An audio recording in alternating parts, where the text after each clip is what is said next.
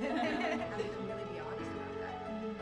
It took a lot, and it took repeated interviews. And in the case of my mother, she had rewritten history in a lot of ways.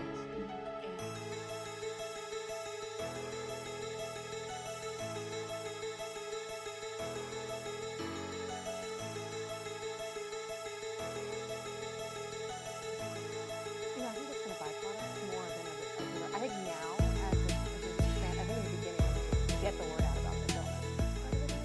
Thank you. So I built a case, basically, for what had happened during that time. I first tried to recall as much as that I could remember, which was very little. But I wrote everything down that I could remember. And from there, I could see where all the kind of blank spaces were.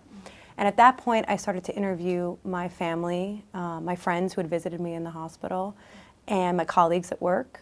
And I started to kind of build a little bit more around those blank spaces.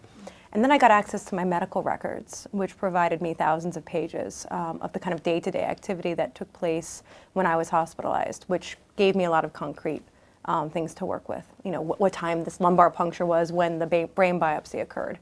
But there were also a lot of questions that, even with all those elements, are still blank to me. And it took a lot of repeated interviews with my loved ones and with the doctors to kind of present as much of a case for what happened. And I think this book is kind of a case for what happened during that lost time.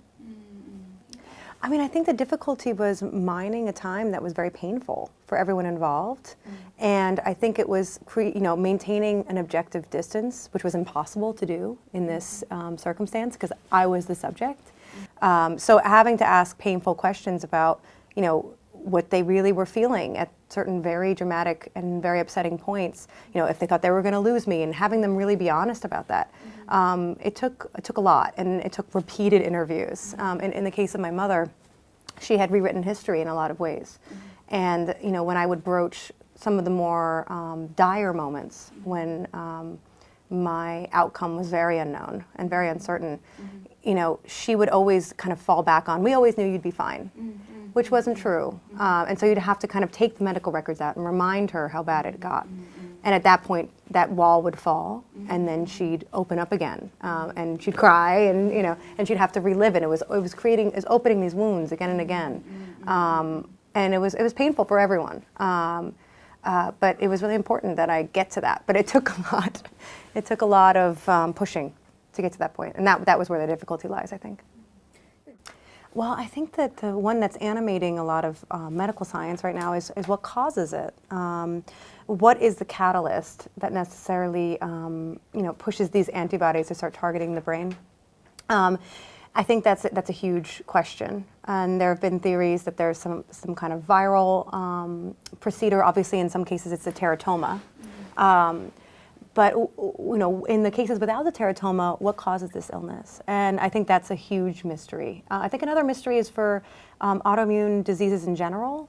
Why do they affect more women than men? I think that's a big question. And why does the age of onset so young, in the kind of 18 to 24 range? Though it can also, I know it's been documented as young as 6 months and as old as 86 years. But there's and why is there? I think something you raised earlier, which is a very valid question, is why is there such a broad range of response, of presentation, of recovery? I think those are huge animating questions that remain a mystery. I think that multidisciplinary care, where multiple doctors are talking and having a conversation with the patient, is extremely important and is lacking in the American medical system, and I'm assuming here as well. In a case as complex as autoimmune encephalitis, you need so many different doctors coming together. You need a neurologist, you need a psychiatrist, you need an immunologist, you need therapy after, you need cognitive therapy, you need behavioral therapy, you need occupational therapy. These are many different spheres having to come together for this one patient. And I think this is not unique to autoimmune encephalitis. but can be applied more generally and should be applied more generally. And I think a lot of times you see this misdiagnosis and this perpetuating of misdiagnosis because we have kind of siloed off, especially psychiatry, from the rest of medicine. But in medicine in general, we have all these hyper specialists who do one thing. For example, when I was in the hospital, you'd have the cardiologist come in and see the heart, and that's what they would see. And you would see, the immunologist, they would see the immune system and that response. And you'd have all these people coming in and seeing what their specialty was, but not seeing the broad patient. And there's that, old adage about, feeling the elephant and only feeling, certain parts and mistaking what you're feeling because you're not seeing the whole thing. And I think autoimmune encephalitis really reveals that issue in medicine in a kind of perfect way. And I hope that it affects change. I hope it makes us more aware of these limitations and things that we can do to change that.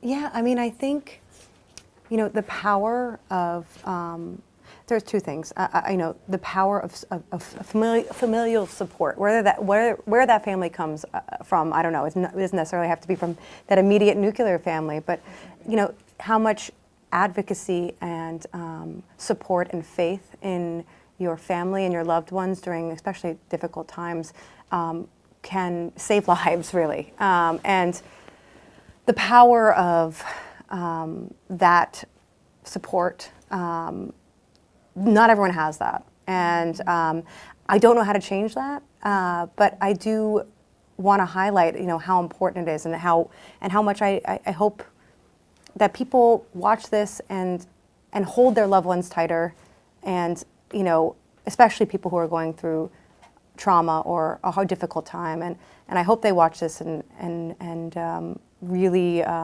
extend their arms to the ones that they love, and especially when they're needed most. I really hope that that film imparts that feeling.